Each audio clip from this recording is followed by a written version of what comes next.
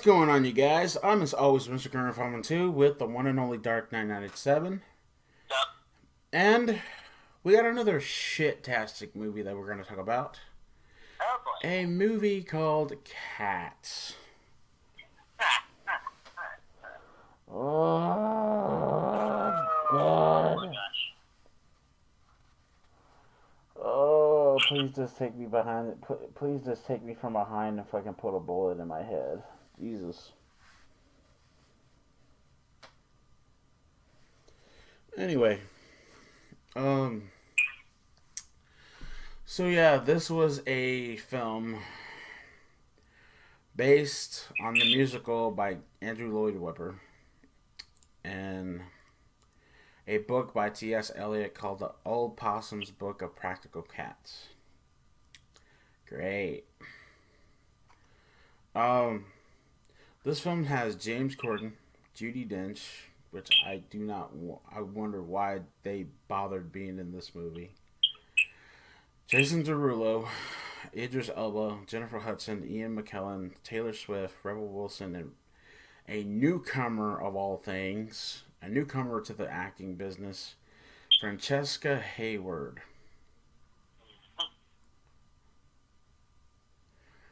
And I feel so bad. I feel so bad for her that she has to be in this movie.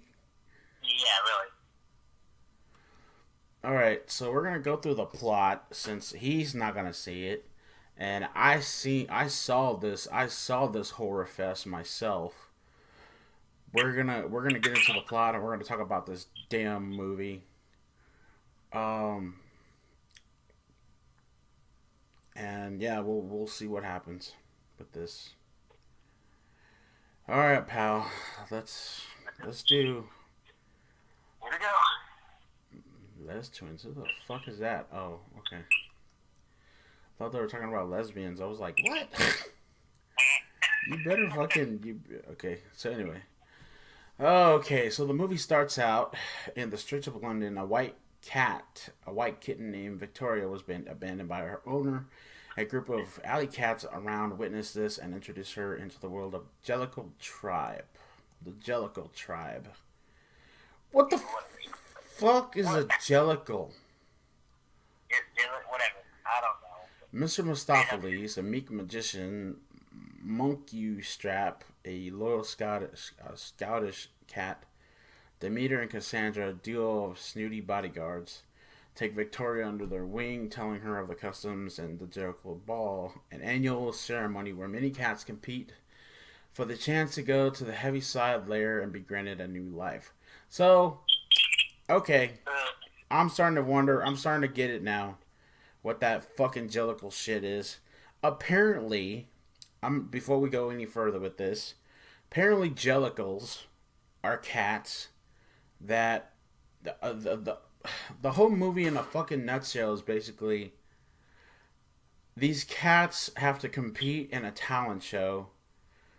One of them dies. If you win the fucking talent show, you fucking die, and you go to heaven, and it's like reincarnation and shit like that. That's basically what this fucking movie is about.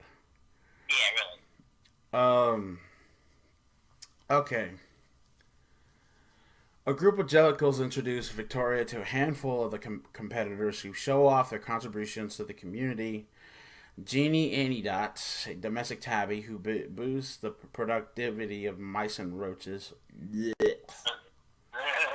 The Rum Tum Tugger, a capricious tomcat, riles up the others. Buster Jones, a bourgeois cat who boasts about his weight and shares food with from the garbage. Skims. Okay, where do they come up with these fucking stupid names? I don't know. Simple Shanks.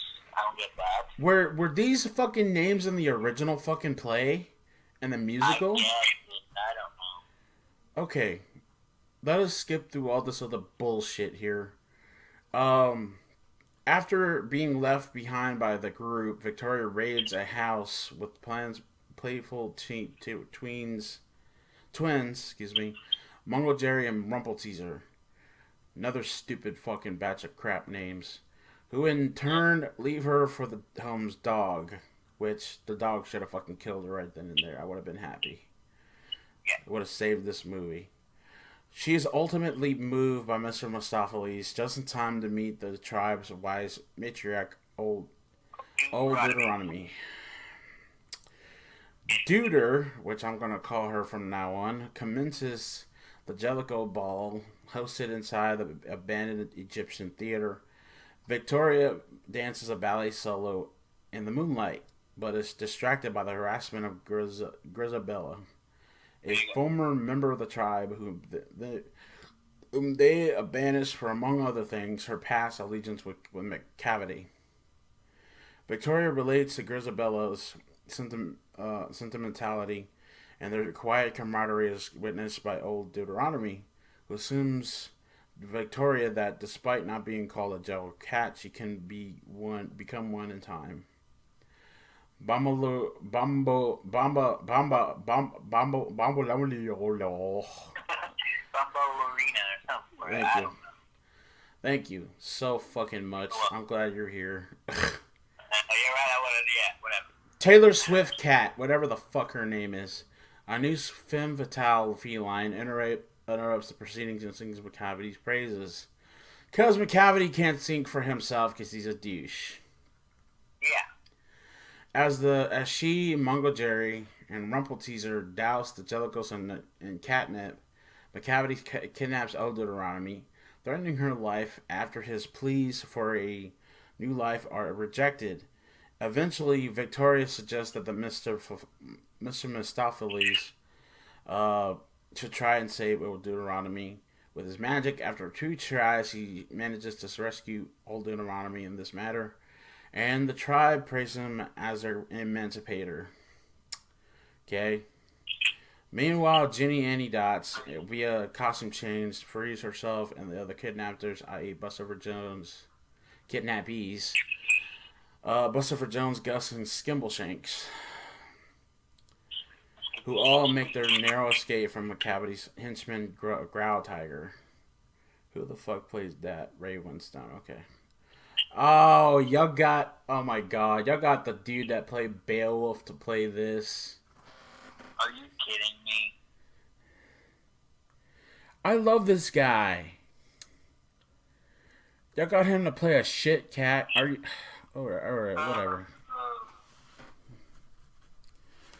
Grisabella, who's returns to the Egyptian, where she is vouched by Victoria, who implores everyone to hear her out.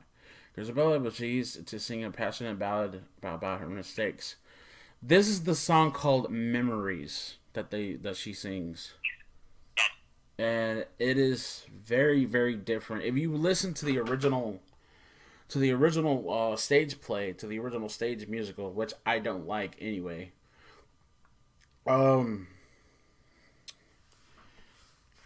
It sounds really good, but when Jennifer Hudson sings it sounds really peaceful. I give it 1 point for that. I give it 1 point because she does a better vocal situation with stuff like that. But anyway, Grisabella reaches the Heaviside layer via hot air balloon chandelier repaired by Mistopheles' magic. The Jellicos, reunited with their kidnapped brethren and rid of Macavity, see Grisabella off from a lion statue as the morning disperses. They soon salute Grisabella and disperse, leaving old Deuteronomy to welcome Victoria to her tribe for acting as a good Samaritan today. Thus ending this awful, awful, awful shit fucking movie, Cats.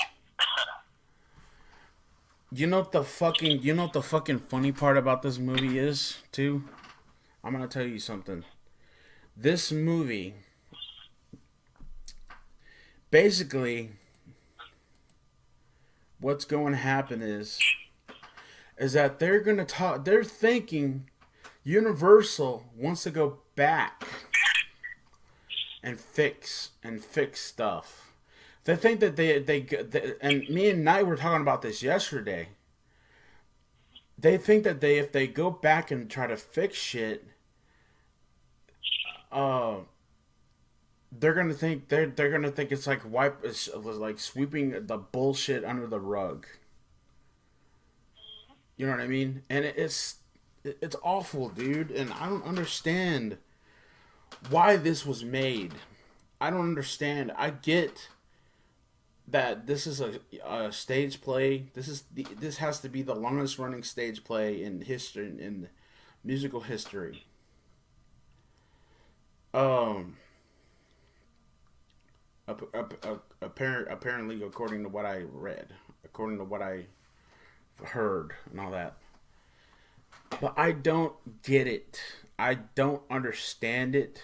It is the awfulest shit you ever seen. Not to mention, oh my god, I didn't even mention the part where Rebel Wilson, who plays one of the cats in this movie, she eats a fucking a roach that has a human face on it. These characters, if you watch the movie, these characters are fucking characters are fucking horrifying. This fucking whole movie is horrifying. Me and Knight saw the trailer for this 2 months ago, back in October. We saw the trailer for this 2 months ago, back in October, and even then, you can look at the trailer reaction too. Even then, me and Knight weren't thrilled seeing this shit. We were not thrilled. We were not thrilled with this. But but what did you think of? What's going on in your mind right now, man? Well, I will never see, I mean, it's not like I don't like musicals. I know what musical is. And I know who Angela Weber is. And those of you may know, there's a one Angela Weber thing that I like that I learned a lot about in that film, that was the Phantom of the Opera. Which I believe is one of me and Knight's, which is one of his greatest fucking deals. I don't care what you guys say. I don't care what anybody says. Love Never Dies was a fucking good musical, and it's the perfect sequel to Phantom of the Opera. That's all I gotta say about that. Go ahead, man. Yeah, definitely, yeah. So, but no offense to Cat, I've never been a fan of that. I'm never gonna watch this film. I never will. I feel so bad. Oh my god, dude. I feel so fucking bad for Jennifer Hudson. During this movie, she had snot coming out of her nose and nobody cleaned it for her. And I feel so bad that she was in this movie. Her caliber, and we were talking about this, man. I mean, you were talking about this. She's gonna play, coming up very soon. She's gonna play Aretha Franklin in the new biopic called Respect. And man, I'd rather watch that than watch this shit. You know what I mean? But I don't know. I just think that this movie needs to. This movie shouldn't have never been made at all, not in the least. No. Not by a long shot. But yeah, But I know you'll never see this movie, dude. But what is your thoughts on the stage play, on the musical as a whole? Well, I mean, you can't go wrong with the stage play. That's where they originated from. The original Broadway. There are a lot of great actors that you're surprised they're in movies now that started on Broadway, that started on the stage with that. I got to be credit where credit is due. But like I said, I have no offense to any of those actors mentioned in this movie are great. I don't know nothing against any of them. I mean, I know who Nick Gordon is. I've seen his whole talk show. I've seen a lot of other, other actors and actresses there. So, but nothing against the background. I mean, the background's great, but this movie, as Grim said, it shouldn't have been made in the first place. But I give credit to the original where it started. It started as on the stage, and that I applaud that because a lot of basically when you watch the Broadway show on stage, it's still telling you a story. So, but yeah, again, I agree with him. I agree that it should have never been made at all to begin with. And you know what else? And you know what else is so? You know what else? Sorry, man. Sorry for talking over you. Go ahead. You know what else that gets me about this whole thing about this whole fucking stage play is that Steven Spielberg back in the 90s, this would have worked. This would have worked back then. Because Steven Spielberg, of course, he has his own company called Amblin Entertainment, where they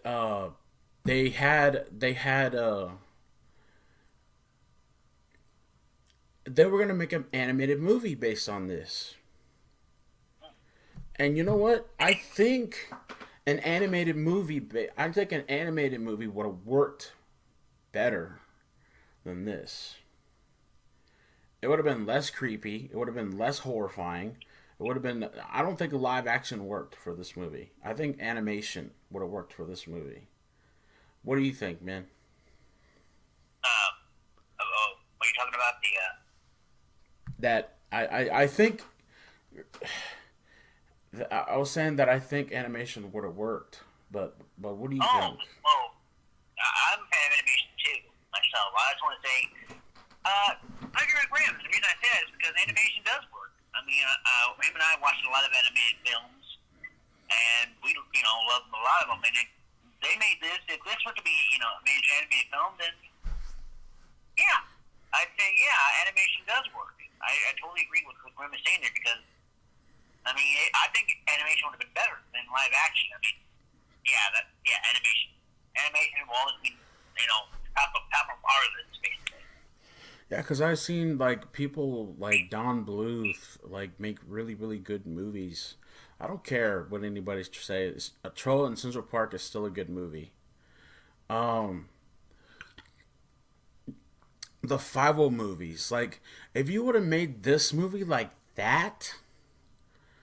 If you see 2D animation, I miss the days where we had that. Now it's all 3D and CGI and all this other bullshit. I miss the days where you could watch a cartoon and just be amazed by the animation, just be amazed by the work that people put into their shit. You know what I mean? And it I think that if you would have made this kind of like Fievel, if you guys have seen An American Tale, the way that movie was shot, the way that movie was animated, is so fucking fantastic. And if you would have made this movie like that, this movie would have been a lot better. Yeah, exactly.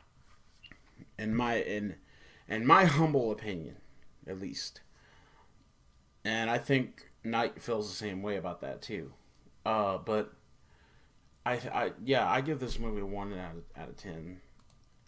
The only thing that I could say that even saved this, that even said that I could say that was good, everybody has been talking about the railroad scene with the cat, with Skimbleshanks or whatever hell his name is. I thought that was pretty good. He did real tap dancing and stuff like that.